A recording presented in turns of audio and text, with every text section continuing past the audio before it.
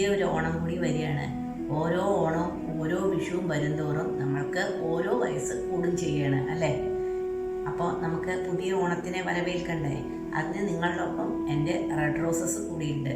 എല്ലാവർക്കും എൻ്റെയും റെഡ് റോസസിൻ്റെയും എൻ്റെ കുടുംബത്തിൻ്റെയും വക ഹാപ്പി ഓണം. ഞാൻ ഇതുവരെയായിട്ട് നിങ്ങളോട് ഹാപ്പി ഓണം അറിയിച്ചില്ലല്ലോ. ഇപ്പോഴാ ഞാൻ നിങ്ങളുടെ മുമ്പിൽ ഹാപ്പി ഓണമായിട്ടാണ് എത്തിയിരിക്കുന്നത്. നമുക്ക് ഇനി പുതിയ പുതിയ റെസിപ്പികളിലേക്ക് കടക്കാം.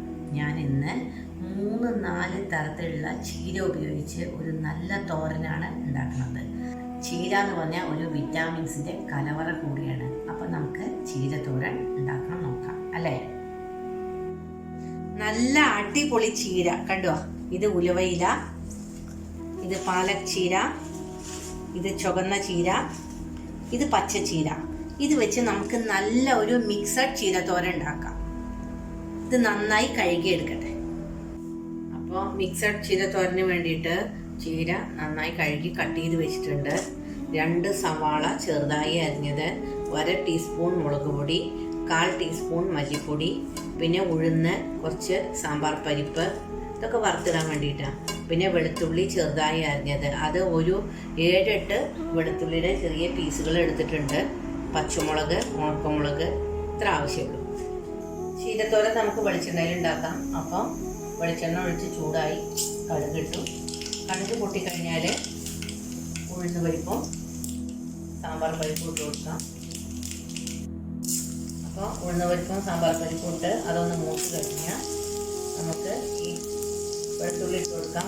പെട്ടെന്ന് മൂക്കും അത് കഴിഞ്ഞാൽ ഒട്ടും സമയം കളയാതെ വെള്ളം ഇട്ട് കൊടുക്കും.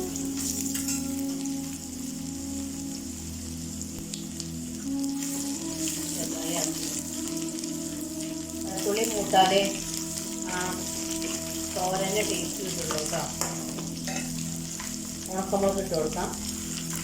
ഉണക്കമുളക് ശരിക്കും നമുക്ക് കടുകിൻ്റെ ഒപ്പം ഇട്ട് കൊടുക്കാം കേട്ടോ.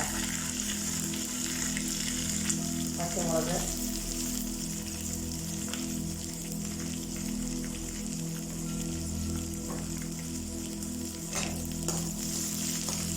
കരിയാതെ നോക്കണം. നമുക്കിതിലേക്ക് സവാള ഇട്ട് കൊടുക്കാം, അല്ലെങ്കിൽ പെട്ടെന്ന് കരിഞ്ഞു പോകും.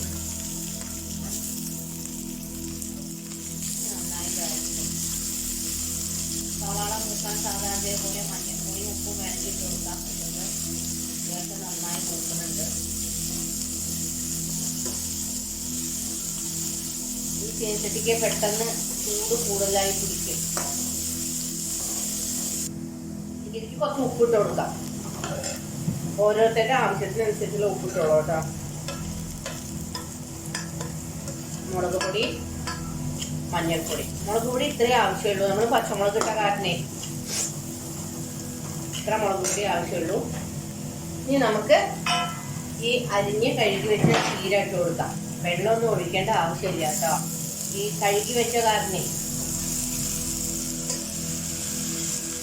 അതിന് വെള്ളത്തിൻ്റെ അംശം ധാരാളം ഉണ്ടാവും. ശരിക്കും ചീരത്തോരനൊക്കെ നമ്മൾ ആവിയിൽ വേവിച്ചെടുക്കുക ചെയ്യാം. വെള്ളം ഒഴിച്ച് അതൊരു ടേസ്റ്റില്ല. ഇതൊന്ന് ഇളക്കി കൊടുക്കാം. ഉപ്പ് പോരാച്ച ഇട്ട് കൊടുത്തോളൂ. ഇതിൽ ഉപ്പ് ആവശ്യത്തിനുണ്ട് കേട്ടോ.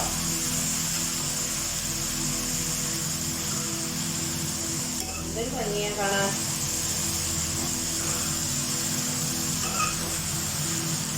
നമുക്കിത് അടച്ചു വെച്ചിട്ട് ലോ ഫ്ലെയിമിൽ വേവിച്ചെടുക്കാം. എത്ര സിമ്പിളാണെന്നറിയോ?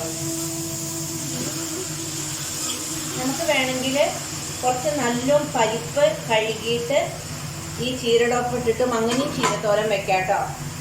ഇത് അടച്ചു വെക്കട്ടെ. തോരൻ ഇവിടെ ഡ്രൈ ആക്കിട്ടോ. ഇത് നമുക്ക് ഓണത്തിന് എല്ലാവരും ഒന്ന് ഉണ്ടാക്കിക്കോളൂ. നമുക്ക് തേങ്ങ സമൃദ്ധിയായിട്ടുള്ള കാരണം തേങ്ങയ്ക്ക് ഒട്ടും ക്ഷാമമില്ല. തോരന് തേങ്ങ ഇട്ടാലേ ടേസ്റ്റ് ഇടും കേട്ടോ. അപ്പം ഞാൻ തേങ്ങ കുറച്ച് ഇടാൻ പോകുന്നു.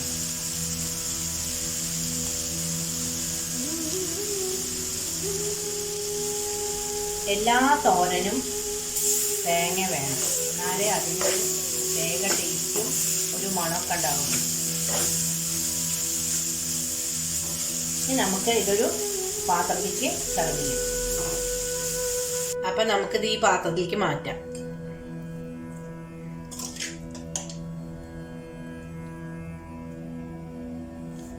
അപ്പം നമ്മളുടെ ഈ 5 മിനിറ്റ് ചീരത്തോരൻ റെഡി. എല്ലാവരും ഇത് ട്രൈ ചെയ്യൂ. നിങ്ങൾക്ക് എൻ്റെ ഓരോ റെസിപ്പികളും ഇഷ്ടപ്പെടും എന്ന് ഞാൻ വിചാരിക്കുന്നു. നിങ്ങൾക്ക് എൻ്റെ പുതിയ വീഡിയോസ് കാണണം വെച്ചാൽ ബെല്ലൈക്കൺ ഒന്ന് അമർത്തിക്കോളൂ. അപ്പം നിങ്ങൾക്ക് നോട്ടിഫിക്കേഷൻ വരും. അപ്പം നമുക്ക് പുതിയ പുതിയ റെസിപ്പികളുമായിട്ട് വീണ്ടും വരാം.